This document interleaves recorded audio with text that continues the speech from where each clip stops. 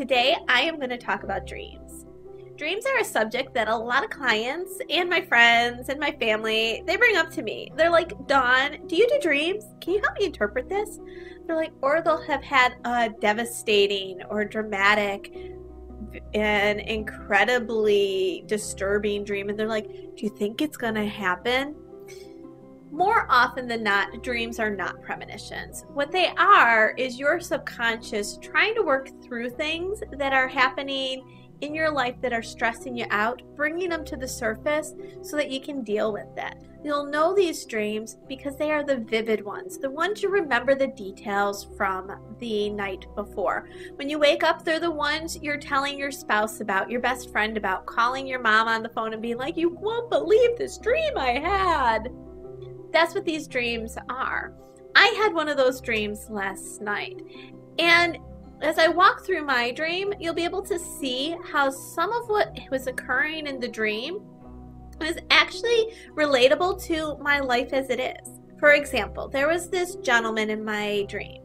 Not someone I had ever seen before in my life. But after working through it, I think it's a representation of my husband. This gentleman, he had blue eyes.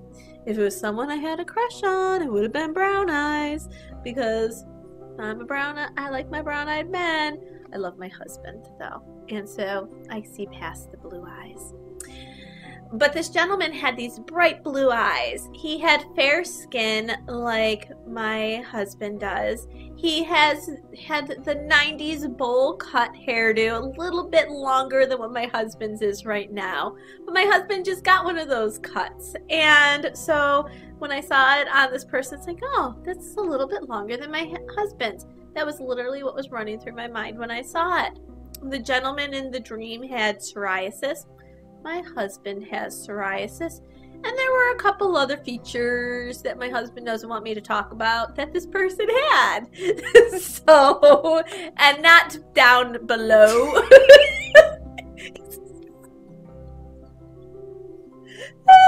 I'm probably gonna have to start that over again.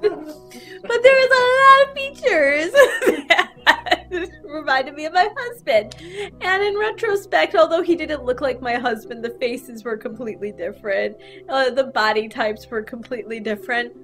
I'm pretty sure it was a representation of my husband, because just like in life where my husband, he is smitten with me. I am one lucky lady. This guy in my dream was smitten with me, and I felt very lucky, although it was a different type of romance. It wasn't a romantic. He was like a friend. It's hard to explain. So this person who is not a representation, that was not my husband, was obviously probably a representation of him. When you have people in your dreams, characters in your dreams that aren't someone you know, but have features, have characteristics, personalities that are similar to those of your loved ones, those of your enemies, those of people you know, make note of it, because it very well may be that there is something with that person you're working through. So my dream continued, and I was going on this journey, and it was interesting because, like with anything, my dreams, they are always a maze. I always feel like I'm having to figure things out in life, sort of like in my head, in my daytime. I'm always trying to plot my next path. And because Spirit directs me, I never quite know exactly where it is. Well, at the end of the dream, I got from a castle to a school. You know how those things happen in dreams. And in the school, there was a cafeteria and the gymnasium. And I was supposed to go into the cafeteria first and then get down to the gymnasium. But neither group was ready for me. So while I could see this Prince Charming, this beast, which I was pretty certain was the person with the bowl cut in the dream, but he was in a Beauty and the Beast costume. Well, I could see him there waiting anxiously, excitedly.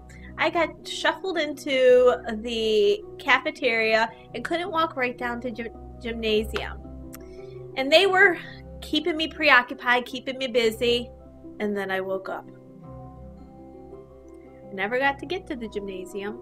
Never got to see what that excitement, that bustle they had waiting for me was. I was really quite annoyed by it. I tried to close my eyes, tried to go back to sleep. Have you ever tried to do that? Try to fall back into the dream that you just woke up from? It never happens. So annoying. So here I am waiting to figure out what is at the end of that rainbow. But I am taking it as it's not quite time to get there yet. And to not rush. Tend to all the details. Spend a little bit more time and let the finality come into play. There's something to be said about the journey. So that is my interpretation of my dream. What interpretations, what have your dreams look like? What are all the details for the things that you have seen in your dreams? I encourage you to think about it. Write them down. Keep dream journals. I know people who keep dream journals, they find that there's a lot of insight they can gather from it.